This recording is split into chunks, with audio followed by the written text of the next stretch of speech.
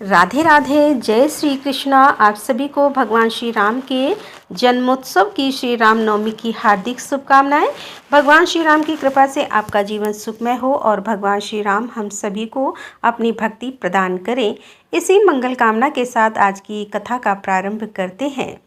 दोस्तों, आज आप सुनेंगे चैत मास की कथा का 23वां अध्याय। तो भगवान श्री राम का ध्यान करके आज की पावन कथा का प्रारंभ करते हैं।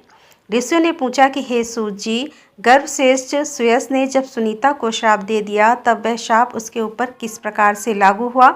उसके बाद सुनीता ने कौन कौन सा कार्य किया और उसको कैसा पुत्र प्राप्त हुआ? तब सूत जी बोले कि हे ब्राह्मणों, हम पहले बता आए हैं। शशंका के श्राप देने पर सुनीता दुख से पीड़ित होकर अपने पिता के निवास स्थान पर आई और वहां उसने अपने पिता से अपनी सारी करतूत कह सुनाई। तब मृत्यु ने सारी बातें सुनकर अपनी पुत्री सुनीता से कहा कि बेटी, तूने बड़ा भारी पाप किया है।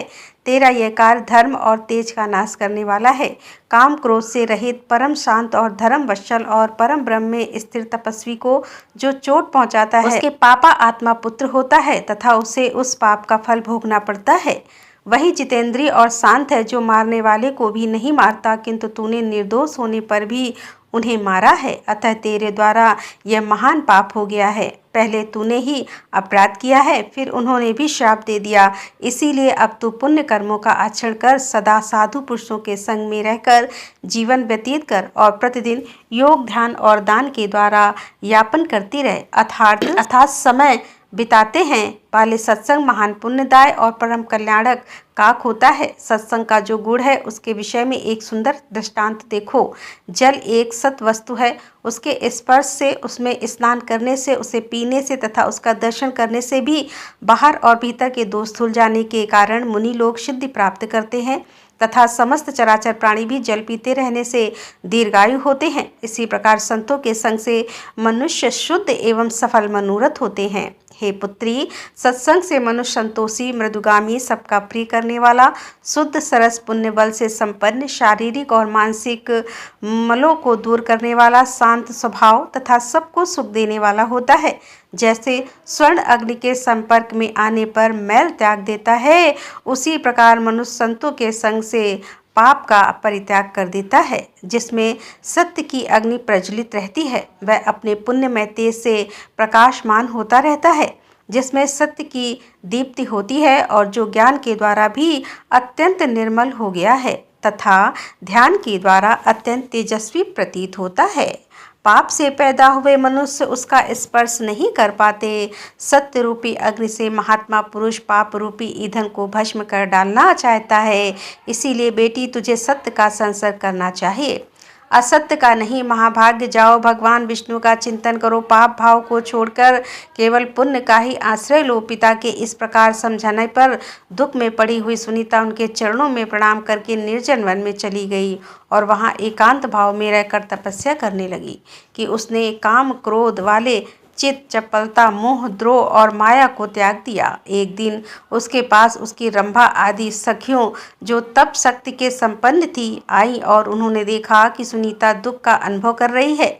ध्यान के ही साथ उसे चिंता करते देखकर वहां आई और सहेलियों ने कहा कि सखी, तुम्हारा कल्याण हो, तुम चिंता किस लिए करती हो? इस चिंता में क्यों डूबी हुई हो? उसने संताप का कारण बताओ। चिंता तो केवल दुख देने वाली होती है। एक ही चिंता सार्थक मानी गई है जो धर्म के लिए की जाती है। हे धर्म नंदिनी, दूसरी चिंता तो योगियों के हृदय में ही होती है, जिसके द्वारा वे ब्रह्मा का चिंतन करते हैं। वह भी सार्थक है। इनके सिवा और जितनी भी चिंताएं हैं सब निरर्थक हैं। उनकी कल्पना भी नहीं करनी चाहिए। चिंता शरीर बल और तेज का नाश करने वाली है। वह सारे सुखों को नष्ट कर डालती है, साथ ही रूप को ही भी हानि पहुंचाती है। चिंता, तृष्णा, मोह, लोभ इन तीनों दोषों को ले आती है तथा प्रतिदिन उसी में घुल रहने पर वह पाप को भी उत्पन्न करती है। चिंता रोगों की उत्पत्ति और नरक की प्राप्ति का कारण है। अतः चिंता को छोड़ो। जीव पूर्व जन्म में अपने कर्मों द्वारा जिन शुभाशुभ भोगों का उपार्जन करता है, उन्हीं का वह दूसरे जन्म में उपयोग करता है। अतः समझदार को चिंता नहीं करनी चाहिए। तुम चिंता छोड़कर अपने सुख दुख आदि की ही बातें बताओ। सखियों के यह वचन सुनकर सुनीता ने अपना वृतांत कहना आरंभ किया। पहले शशंका ने उसे वन में जिस प्रकार शाप दिया था, वह सारी घटना उसने सहेलियों से कह सुनाई। उसने अपने अपराधों का भी वर्णन किया। उस समय महाभाग सुनीता मानसिक दुख से बड़ा कष्ट पा रही थी। उसका सारा वृतांत सुनकर सखियों ने कहा, महाभाग्य तुम्हें दुख को तो त्याग ही देना चाहिए, क्योंकि वह शरीर का नाश करने वाला है। हे सुबह, तुम्हारे अंगों में सती स्त्रियों के जो गुण हैं, उन्हें हम अन्यत्र कहीं नहीं देखती। उत्तम स्त्रियों का पहला आभूषण रूप है, दूसरा सील और तीसरा सत्य है, चौथा आर्य अर्थात सदाचार, पांचवां धर्म, छठा सत्यत्व, सातवां दृढ़ता, आठवां साहस अर्थात कार्य करने का उत्साह, नवां मंगल गान और 10वां कार्य कुशलता, 11वां काम भाव का अधिकय और 12वां गुण मीठे वचन बोलना। हे बाले, इन सभी गुणों ने तुम्हारा सम्मान बढ़ाया है। अतः हे देवी, तुम तनिक भी भय न करो। हे वरानी, जिस उपाय से तुम्हें धर्मात्मा पति की प्राप्ति होगी, उसे हम जानते हैं। तुम्हारा काम तो हम लोग ही सिद्ध कर देंगे। हे महाभाग्य, अब तुम स्वस्थ एवं निश्चिंत हो जाओ। हम तुम्हें एक ऐसी विद्या प्रदान करेंगे जो पुरुषों को मोहित कर लेती है। यह कहकर सखियों ने सुनीता को वह सुखदायक विद्या बल प्रदान किया और कहा कि कल्याणी, तुम देवता आदि में से जिस जिस पुरुष को मोहित करना चाहो, उसे तत्काल मोहित कर सकती हो। सखियों के यूँ कहने पर सुनीता ने उस विद्या का अभ्यास किया। जब वह विद्या भली बात सिद्ध हो गई, तब सुनीता बड़ी प्रसन्न हुई। वह सखियों के साथ ही पुरुषों को देखती हुई वन में घूमने लगी। तदंतर उसने गंगा जी के तट पर एक रूपवान ब्राह्मण को देखा, जो समस्त शुभ लक्षणों से संपन्न और सूर्य के समान तेजस्वी थे। वे तपस्या कर रहे थे। उनका प्रभाव दिव्य था। उन तपस्वी महर्षि का रूप देखकर सुनीता का मन मोह गया। उसने अपनी सखी रंभा से पूछा, यह देवताओं से भी श्रेष्ठ महात्मा कौन है? रंभा बोली, सखी, अव्यक्त परमेश्वर से ब्रह्मा जी की उत्पत्ति हुई है। उनसे प्रजापति अत्रि का जन्म हुआ है, जो बड़े धर्मात्मा है। यह महामना तपस्वी उन्हीं के पुत्र हैं। इनका नाम अंग है। ये बद्रे यह नंदन वन में आए थे। वहाँ नाना प्रकार के तेज से संपन्न इंद्र का वैभव देखकर इन्होंने भी उनके समान पद पाने की अभिलाषा की। सोचा कि जब मुझे भी वंश को बढ़ाने वाला ऐसा ही पुत्र प्राप्त हो, तब मेरा जन्म कल्याणकारी हो सकता है, साथ ही यश और कीर्ति भी मिल सकती है। ऐसा विचार करके इन्होंने तपस्या और नियमों के द्वारा भगवान ऋषिकेश की आराधना की। जब भगवान अत्यंत प्रसन्न होकर इनके सामने प्रकट हुए, तब इन महर्षि ने इस प्रकार वर मांगा, हे मधुसूदन, मुझे इंद्र के समान वैभवशाली तथा अपने समान तेजस्वी एवं पराक्रमी पुत्र प्रदान कीजिए। यह पुत्र आपका भक्त एवं सब पापों का नाश करने वाला होना चाहिए। श्री भगवान ने कहा कि हे महात्म, मैंने तुम्हें ऐसा पुत्र होने का वर दिया, वह सबका पालन करने वाला होगा। यूँ कहकर भगवान अंतर्ध्यान हो गए। तब से विप्र अंग किसी पवित्र कन्या की तलाश में है। जैसी तुम सब अंगों में मनोहर हो, वैसी ही कन्या वे चाहते हैं। अतः इन्हीं को पति के रूप में प्राप्त करो। इनसे तुम्हें पुण्य आत्मा पुत्र की प्राप्ति होगी। यह महाभाग तपस्वी और पुण्य बल से संपन्न है। इनके वीर से उत्पन्न हुआ पुत्र इन्हीं के गुण की संपत्ति से युक्त होगा, महातेजस्वी होगा, समस्त धर्मा आत्माओं में श्रेष्ठ और परम सौभाग्यशाली युक्ता आत्मा और योग तत्व का ज्ञाता होगा। सुनीता बोली कि भद्रे, तुमने ठीक कहा, मैं ऐसा ही करूंगी। इस विद्या से ब्राह्मण को मोह में डालूंगी और तुम मुझे सहायता प्रदान करो, जिससे कि इस समय मैं इनके पास जाऊं। रंभा ने कहा कि मैं तुम्हारी सहायता करूं, तुम मुझे आज्ञा दो। सुनीता के नेत्र बड़े बड़े थे। वह अपने रूप और यौवन से शोभा पा रही थी। उसने सदावना पूर्वक माया से दिव्य रूप धारण किया। उसका मुख बड़ा ही मनोहर था। संसार में उसके सुंदर रूप की कहीं तुलना नहीं की थी। वह तीनों लोगों को मोहित करने लगी। सुंदरी सुनीता झूले पर जा बैठी और वीणा बजाती हुई मधुर स्वर में गीत गाने लगी। उसका स्वर बड़ा मोहक था। उस समय महर्षि अंग अपने पवित्र गुफा के भीतर एकांत में ध्यान लगाए बैठे थे। वे काम क्रोध से रहित होकर भगवान श्री जनार्दन का चिंतन कर रहे थे। उत्तम ताल और स्वर के साथ गाया हुआ वह मधुर और मनोहर गीत सुनकर अंग का चित्त ध्यान से विचलित हो गया। उस मायामय से उठे और बार बार इधर उधर दृष्टि दौड़ाने लगे। माया से उनका मन चंचल हो उठा था।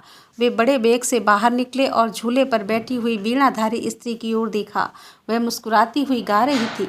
महायशस्वी अंग उसके गीत और रूप दोनों पर मुक्त हो गए। पश्चात वे महान मोह के वशीभूत होकर उस तरुणी के पास गए और विशाल नेत्र और मनोहर मुस्कान वाली मृत्यु की यशस्विनी कन्या सुनीता को देखकर अंग ने पूछा, अच्छा कि सुंदरी, तुम कौन हो, किसकी कन्या हो, सखियों से घिरी हुई यहाँ किस काम से आई हो, किसने तुम्हें इस वन में भेजा है। परम बुद्धिमान अंग का यह महत्वपूर्ण वचन सुनकर सुनीता उनसे कुछ न बोली। उसने केवल सखी के मुख की ओर देखा। रंभा ने इशारे से कुछ कहकर सुनीता को समझा दिया और वह स्वयं ही उन श्रेष्ठ ब्राह्मण के आदरपूर्वक बोली कि महर्षि, यह मृत्यु की परम सौभाग्यवती कन्या है।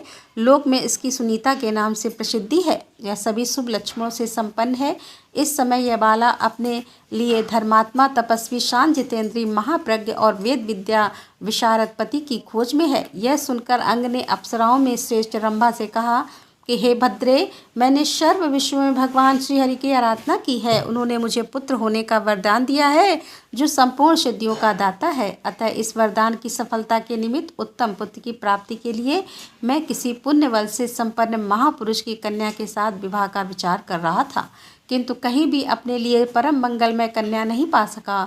धर्म की सम्मुखी कन्या धर्माचार्य परायण है। यदि वास्तव में यह पति की ही तलाश में है तो मुझे ही स्वीकार करे। इसकी प्राप्ति के लिए मैं तो अदेह वस्तु भी दे सकता हूँ। रंभा बोली कि दुश्रेष्ठ, आपको इसी प्रकार उदारतापूर्वक इसकी अभिष्ट चिंतन विश्वास दिलाए की प्रतीत दिलाने वाला अपना हाथ इसके हाथ में दीजिए।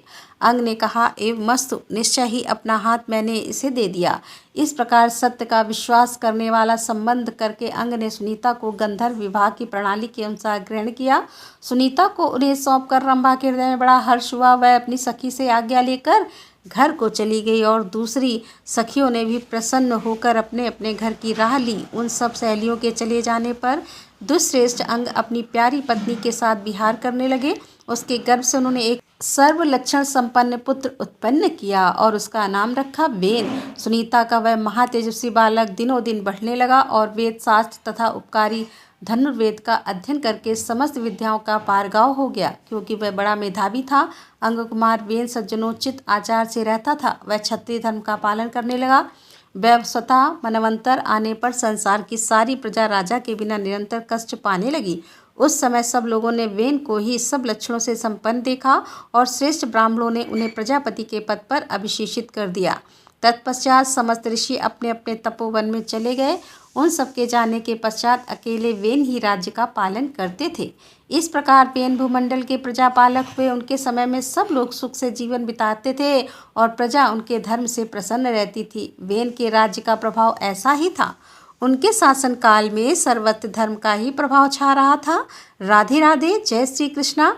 आज की कथा का यहीं पर समापन करती हूँ। उम्मीद करती हूँ कि आज की कथा आपको ज़रूर पसंद आई होगी। तो अगर कथा पसंद आई हो तो वीडियो को लाइक कीजिए और हो सके तो वीडियो को अधिक से अधिक शेयर कीजिए और कमेंट बॉक्स में राधे राधे लिखना बिल्कुल मत भूलिए। तो दोस्तों, मिलते हैं इसके आगे की कथा लेकर। तब तक के लिए राधे राधे, जय श्री कृष्णा, हर हर महादेव, जय भोलेनाथ की।